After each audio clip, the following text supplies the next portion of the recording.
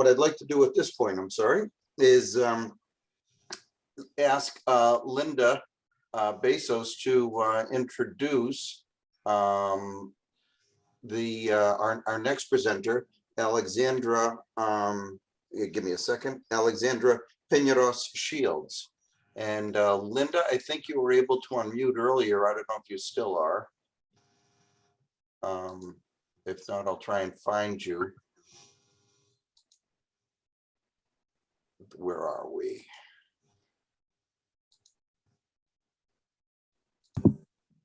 Where?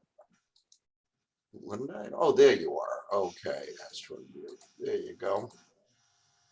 Go ahead, Okay. please. All right. Thank you very much, Phil. Well, at this point in our presentation, I have the honor of presenting Dr. Alexandra Piñeros Shields. And she is currently a professor at Brandeis University. She has also been a passionate advocate for immigration justice, racial justice on the North Shore through Essex County Community Organization for the past 8 years. So without further ado, Dr. Alexandra, we welcome you, and we're just so glad that you're here to be with us at this Pax Christi, Massachusetts Assembly. Thank you. Thank you so much, Sister Linda. It's good to see you. Good morning, everyone. Good morning. Happy to be with all of you this morning. I am going to share my screen.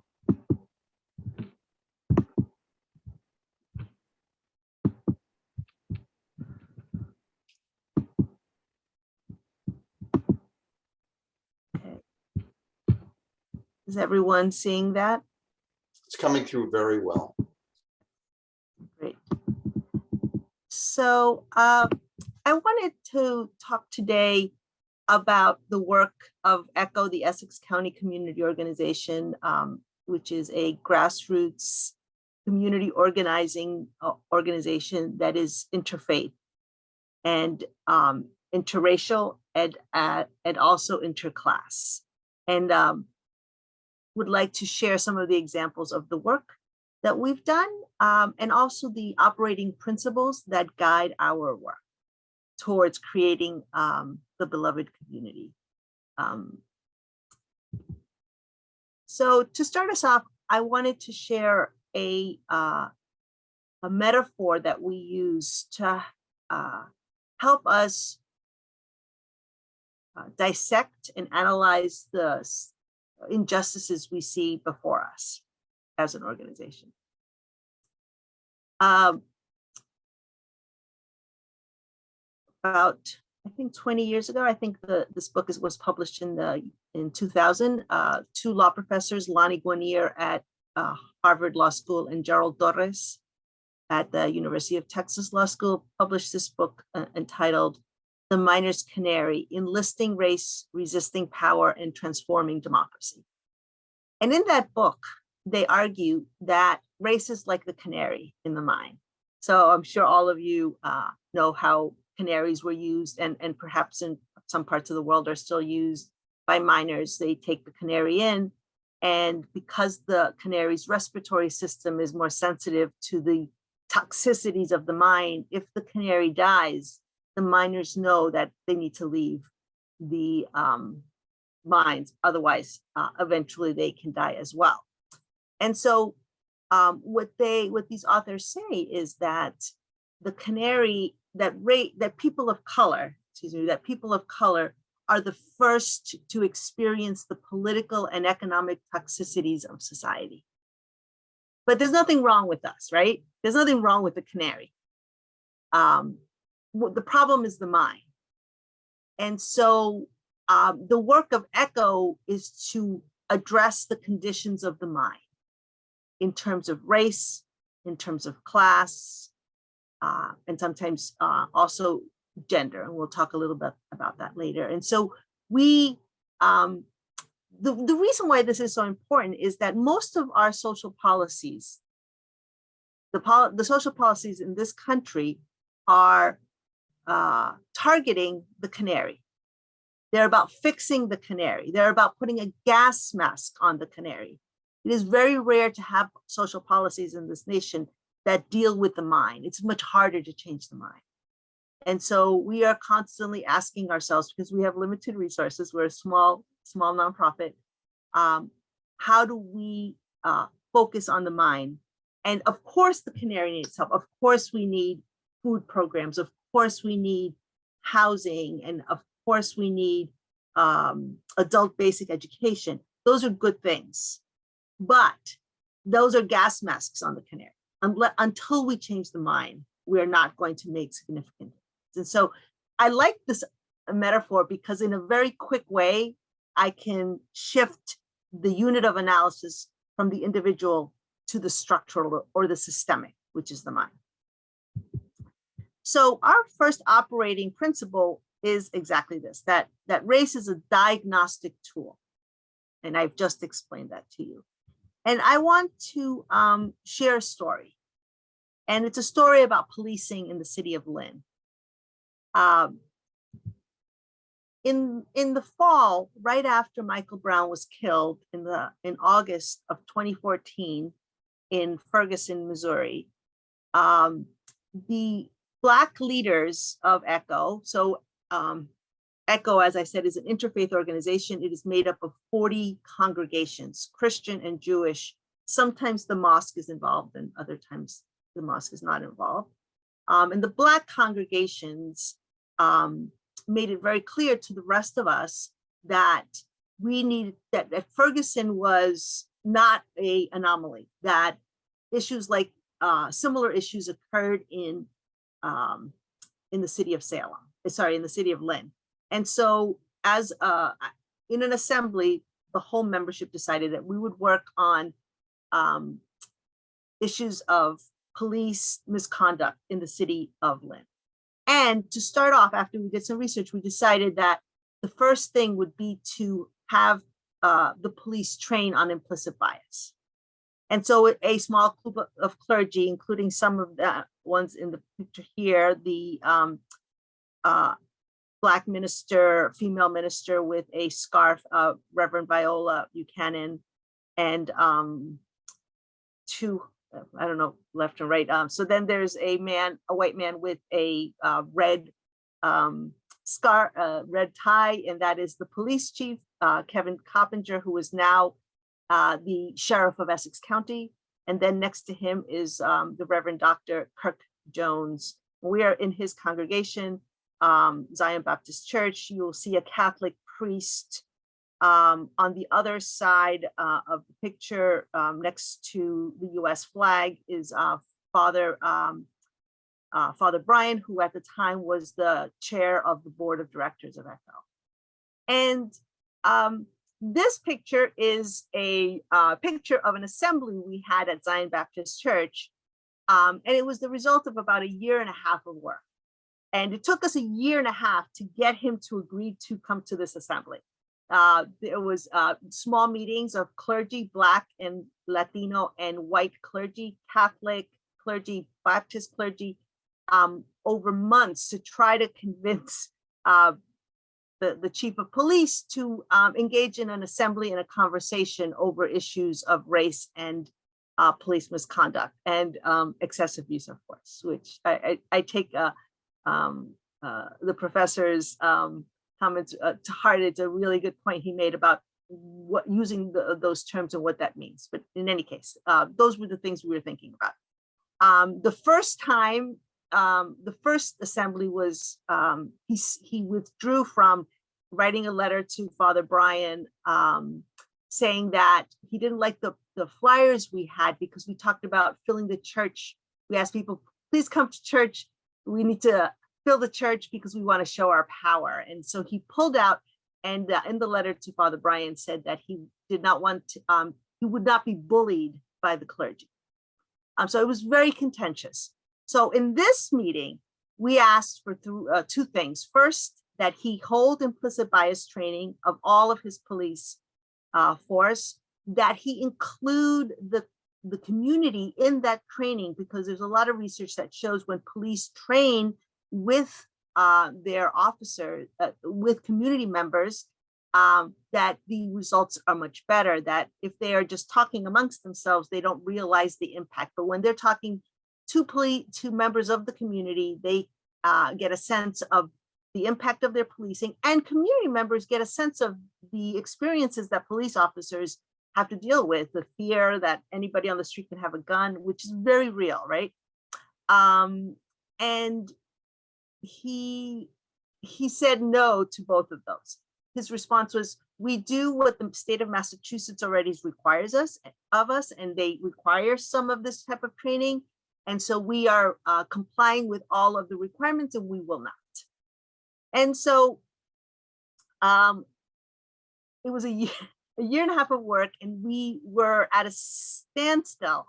And in the tradition of community organizing, based on the work of Saul Alinsky, whom you may have heard of, who did organizing in Chicago in the 1930s and developed the tradition of community organizing in the United States, would be to kind of continue to escalate and put more and more pressure on the police. And in fact, in many other campaigns that had worked, but it wasn't working here. So we came together and we started to interrogate what we were doing. And we used this methodology called the right question formulation technique. And in that, we were able to shift our understanding and our strategy 180 degrees. And the Quakers in the room said it was a very Quaker technique that we used to kind of interrogate what we were doing. And what we decided was that instead of asking them to run an implicit bias training, that we would run one ourselves and invite them to ours. Because it's much easier to hold something yourself and invite them instead of having somebody else, asking somebody else to run something.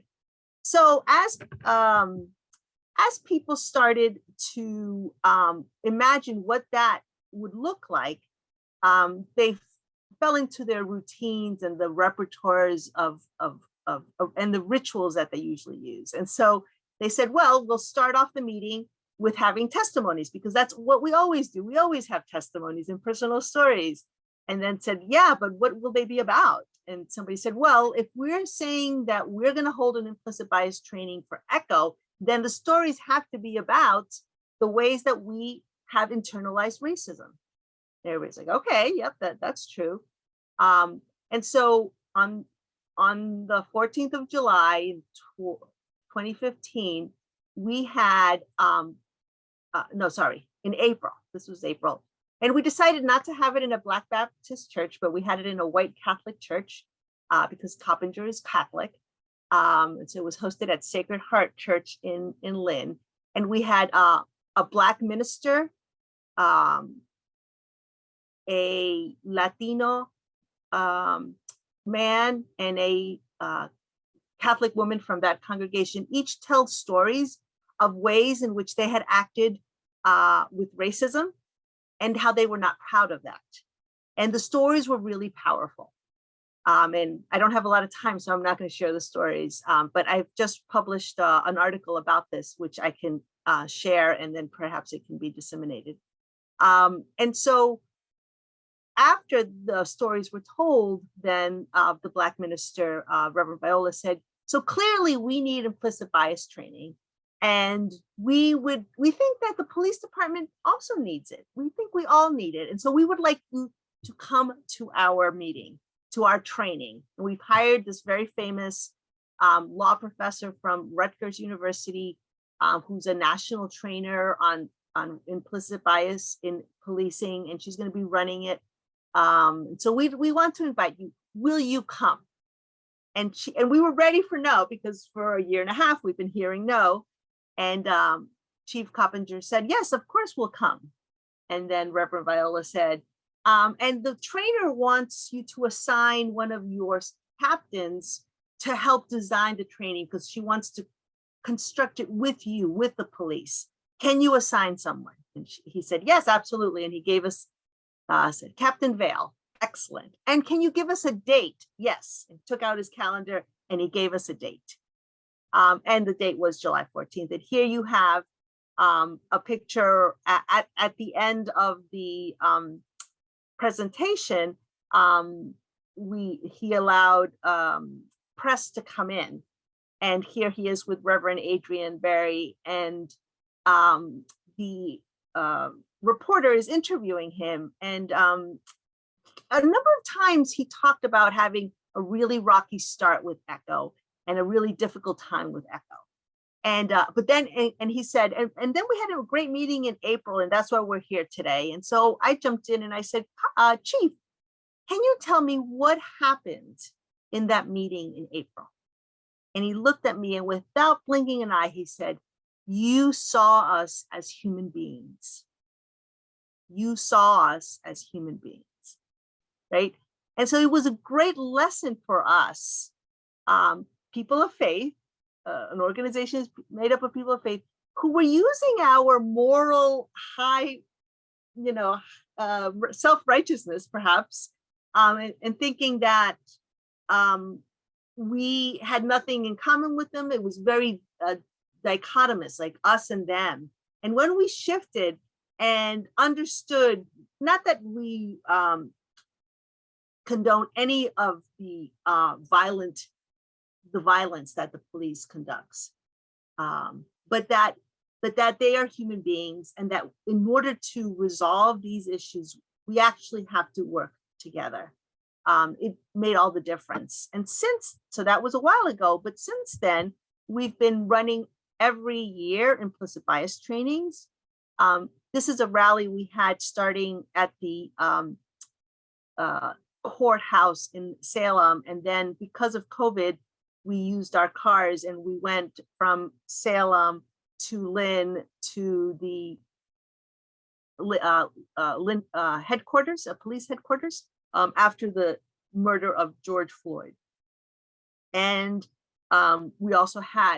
we requested a hearing at the Lynn City Council. For the very first time, they had held a hearing on racism. And that was last year. And this year, we were able to get the Lynn police to wear body cameras.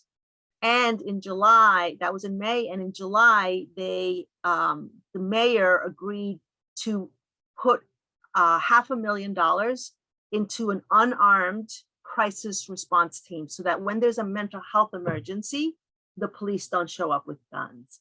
And right now, we're in the process of figuring out how to implement that. And we will be having a new mayor in January, but that mayor is also on board. And so we are excited to see how we can implement an unarmed crisis response team. A little bit about our second operating principle is that those closest to the pain should lead our work. Here we have a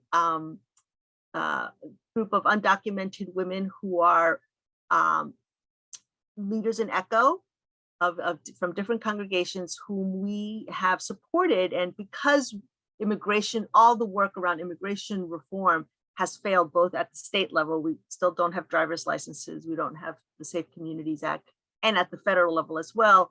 One of the reason why they want to have immigration reform is so that they can find work.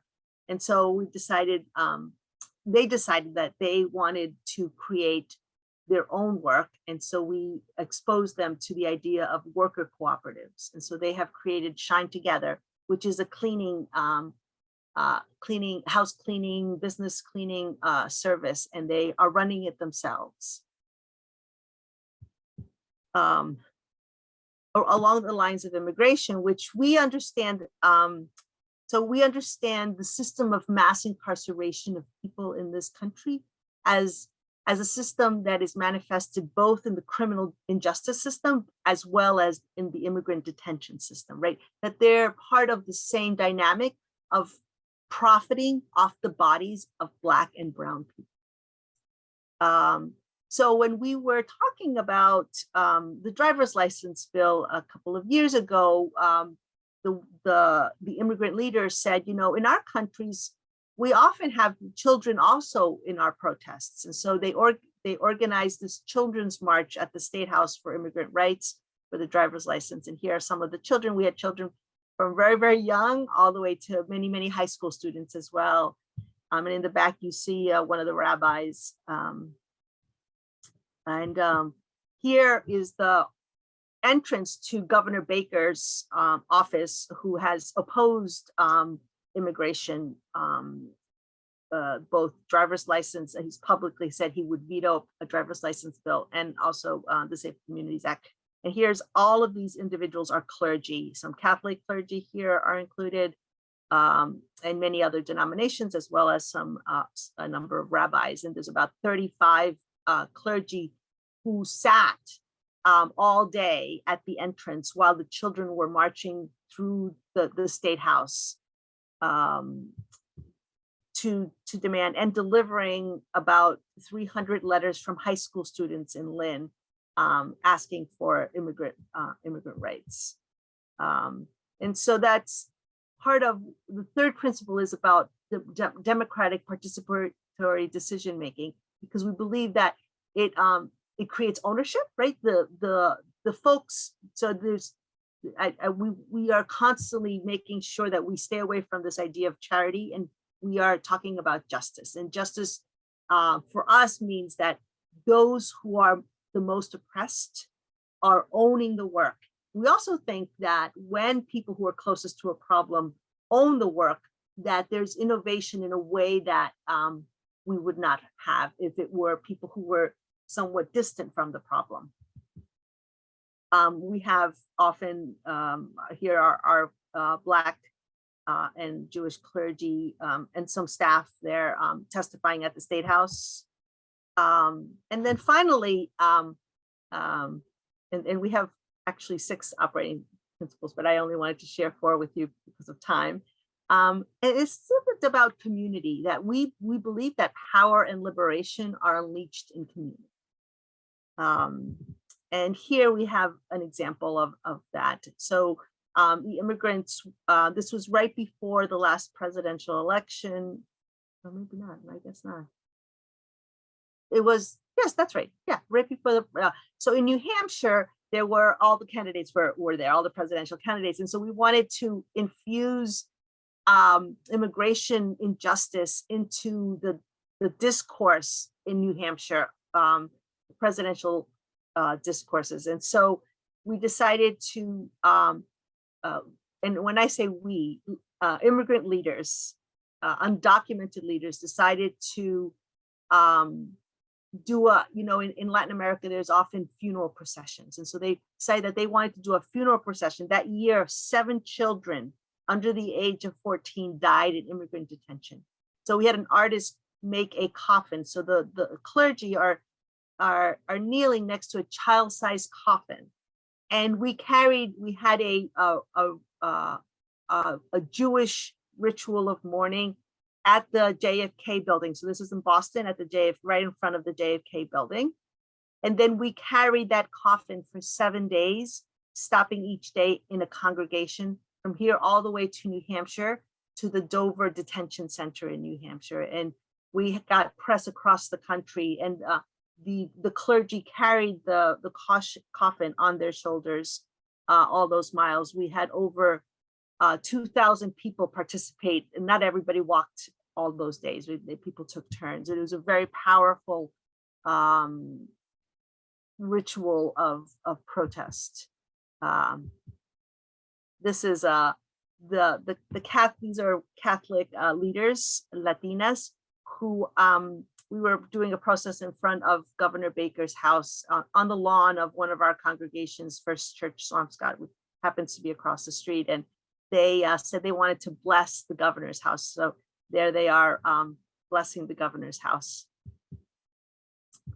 So I wanted to close by thanking you. This is an individual who we have prevented her deportation, Blanca Martinez. She's an extraordinary human being. But I want to stop sharing and just say thank you so much for having me this morning. We appreciate it very much. Thank you. Um, we have something from the Agape community here, Suzanne and Brayton. Modeling personal narratives in captivating active response is such a display of reality, of creativity and nonviolence, and that violence is, as Wendell Berry described it, the failure of imagination. Certainly, you and ECC are the anecdote for all of us, igniting imagination. Thank you for your profound energy and challenge. And Fran Ludwig said it was inspirational. Thank you. Thank you. Yeah, about imagination, it's really central, really. And imagination in community, not by ourselves. That's a great point. I have one question personally. You mentioned something almost anecdotally that Charlie Baker was opposed to licenses and immigration. Could you expand on that? Yeah, it's somewhat shocking actually, but yeah. So we met with him when he was first running his first term, before his first term. Leaders in Swampscott, so basically his neighbors, met with him to kind of gauge his immigration, and he was very direct that he felt that immigration was a federal issue and that the federal government needed to resolve it.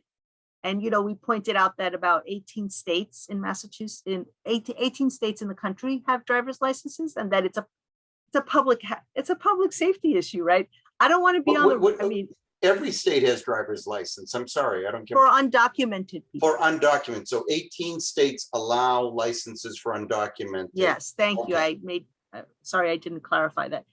And I don't want to, I mean, I care deeply about undocumented folks. I don't want to be on the road driving with people who are not licensed and insured. It's a public safety issue. And most states see it that way. Connecticut has driver's licenses for undocumented people. Vermont does.